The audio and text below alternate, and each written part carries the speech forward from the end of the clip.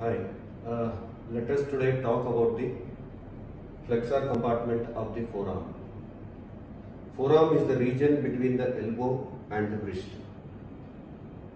and the deep fascia of the forearm is called antebrachial fascia because the forearm is also called as antebrachium. The flexor compartment of the forearm consists of superficial group of muscles and deep group of flexor muscles. Superficial flexor muscles are 5 in number, whereas deep flexor muscles are 3 in number. And the nerve of this compartment, nerve of this flexor compartment or the anterior compartment is median nerve, except for 1.5 muscle which is supplied by ulnar nerve. 6.5 muscles are supplied by median nerve, 1.5 muscles are supplied by the ulnar nerve, but the nerve of this compartment is the median nerve. The superficial flexor muscles are 5 in number and the deep flexor muscles are 3 in number. The superficial flexor muscles are pronator teres,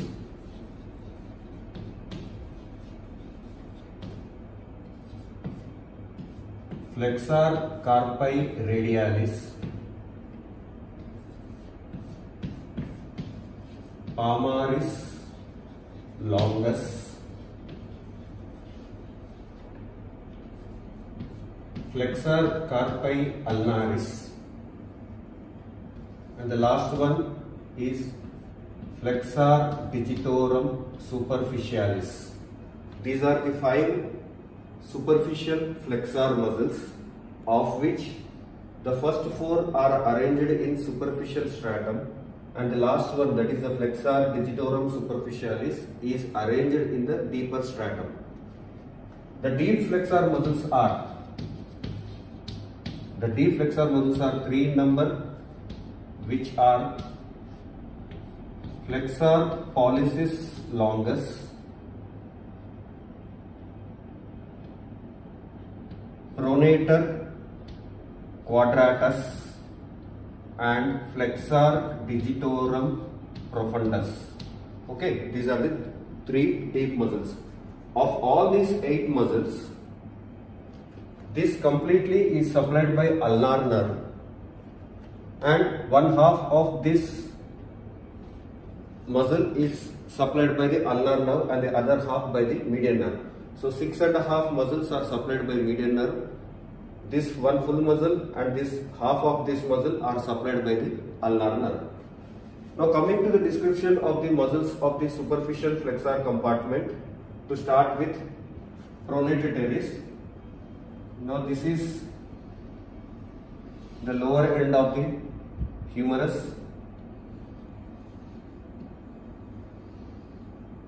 This one is the radius, and this is ulna. These are the 8 carpal bones from proximal row, lateral to medial, scaphoid, lunate, triquetral, pisiform, trapezium, trapezoid, capitate and hamate. Then we have 5 metacarpals, 1, 2, 3, 4 and 5, and these are the phalanges.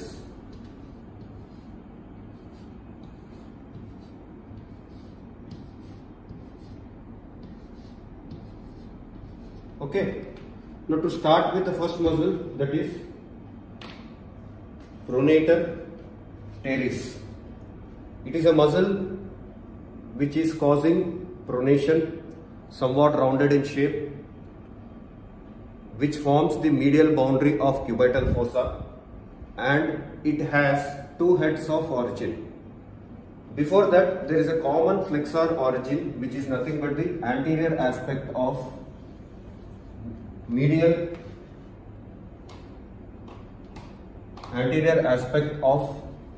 epicondyle of the humerus. This is considered as common flexor origin. That means majority of the superficial flexor muscles of the forearm takes origin from this point, that is the anterior aspect of the medial epicondyle of the humerus, which is considered as common flexor origin.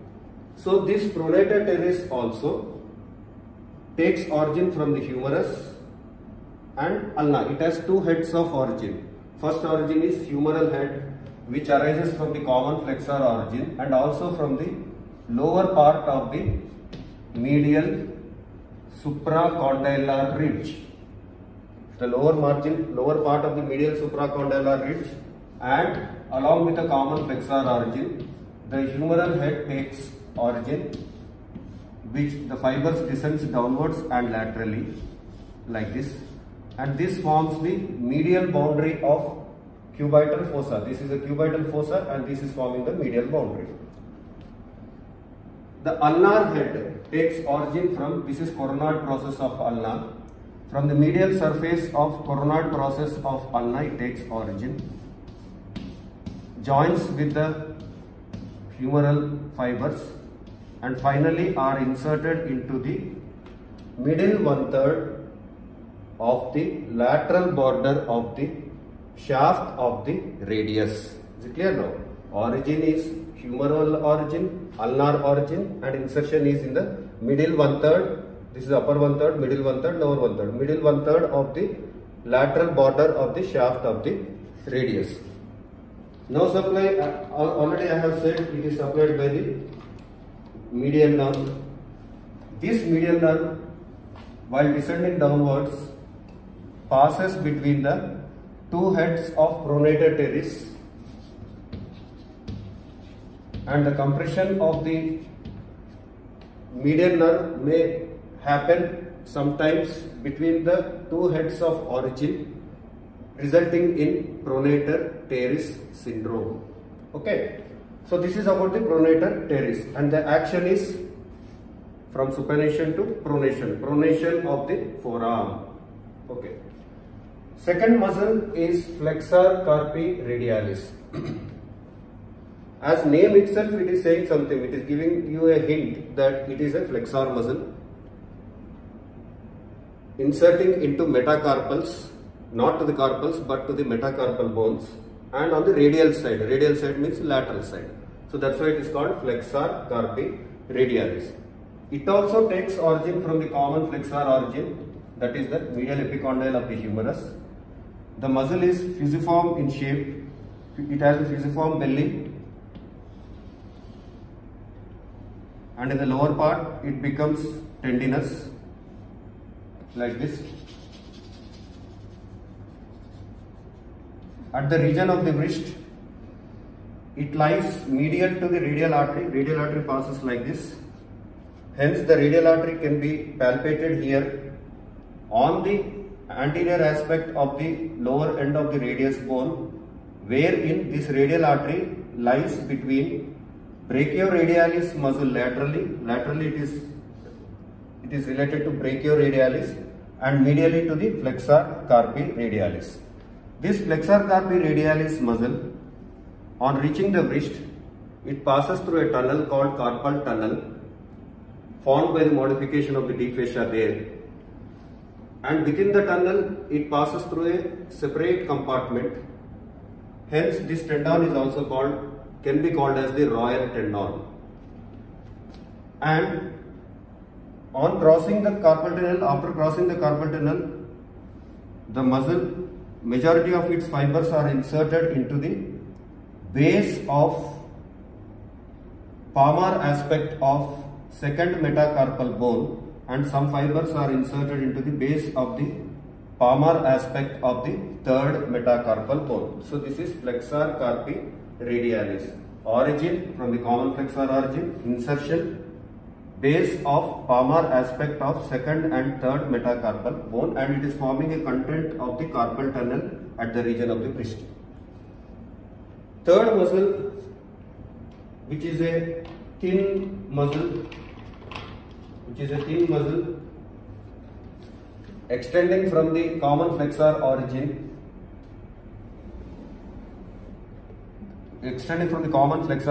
like this, and that is called as palmaris longus. It is a thin, slender, vestigial muscle taking origin from the common flexor origin, and insertion is, it blends with the, here there is a palmar aponeurosis in the palm, it blends with the apex of palmar aponeurosis. This is in close relation to the median nerve here. It is in close relation to the median nerve. Sometimes during surgeries, surgeons must be careful while dissecting or while cutting across the palmaris longus muscle to access the deeper structures. In case of absence of this muscle, I have said in around 15 to 20% of the subjects, this muscle may be absent. So accidentally, without thinking much about the palmaris longus, expecting the median nerve as palmaris longus here, and they might do that mistake. Since it is a vestigial, it is a degenerating muscle, it is absent in some people. Care should be taken whether it is present or not before attempting any surgery. And finally, it blends with the palmar aponeurosis. Going back to the flexor carpi radialis muscle, the action of this flexor carpi radialis muscle, individually it causes flexion at the wrist. This muscle alone, when contracted, causes flexion at the wrist. But along with the extensor group of muscle, that is extensor carpi radialis longus and brevis, present on the extensor aspect, both together, if this flexor carpi radialis as well as the extensor carpi radialis, if they contract together, it causes abduction at the wrist. And as I said before, all these three muscles, whatever we have discussed till now, are supplied by median nerve. This palmaris longus is a vestigial muscle. It can be used as a surgical graft since it does not perform a big function. It is a weak flexor at the wrist and it is a degenerating muscle. Fourth muscle in the superficial stratum is flexor carpi ulnaris, a muscle which is having a humeral head coming from common flexor origin and even ulnar head which takes origin from the common aponeurosis which is attached to the posterior border of the ulna. So from that aponeurosis, from the posterior border of the ulna, the ulnar head takes origin, ulnar part, and this muscle descends downwards and is inserted finally into the palmar aspect of the base of the fifth metacarpal bone. Fifth metacarpal bone. The importance of this muscle is this one. A sesamoid bone called pisiform bone is grown within this muscle due to its repeated contraction. So that sesamoid bone, pisiform, grow like a seed due to the contraction of this muscle, and from the pisiform bone through pisohamate ligament and pisometacarpal ligament, finally it is inserted onto the palmar aspect of the base of the fifth metacarpal bone. So this nerve is supplied by ulnar nerve. It is entirely supplied by the ulnar nerve, although it is a muscle of the flexor compartment of the forearm, but it is supplied by the ulnar nerve. And the action of this flexor carpi ulnaris is, individually it causes flexion at the wrist. Together with extensor carpi ulnaris present on the other side, it causes adduction at the wrist. Just like how the flexor carpi radialis together with extensor carpi radialis causes abduction of the wrist, similarly flexor carpi ulnaris together with extensor carpi ulnaris causes adduction at the wrist. Now, the last muscle in the superficial group of flexor muscles is flexor digitorum superficialis. It is flexor digitorum superficialis.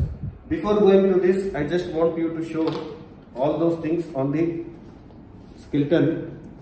Pronator teres, it takes origin from the common flexor origin, that is this medial epicondyle, as well as from the lower part of the medial supracondylar ridge, that is the humeral head, which goes like this, and the ulnar head takes origin from this This is a coronoid process from the medial surface of coronoid process like this, and both bellies join with each other and finally are inserted into the middle 1/3 of the lateral border of the shaft of the radius.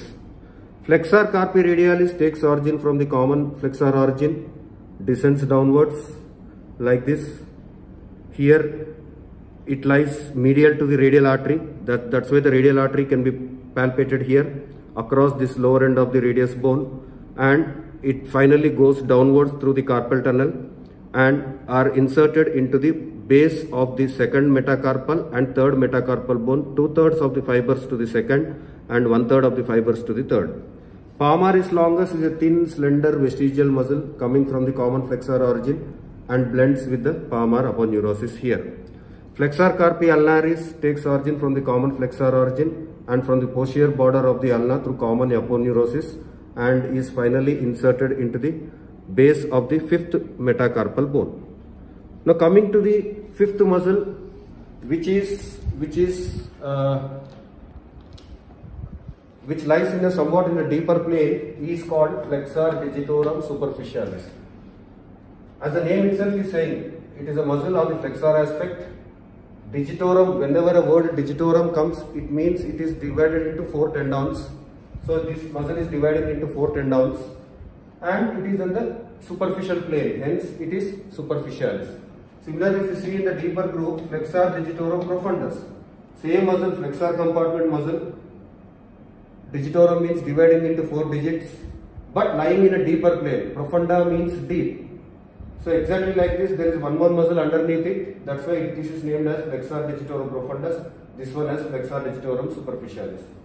So this flexor digitorum superficialis, if you see, it is taking origin from the common flexor origin, that is the medial epicondyle of the humerus, and even from the ulna also it takes origin, that is, this is olecranon process. So the medial surface of olecranon process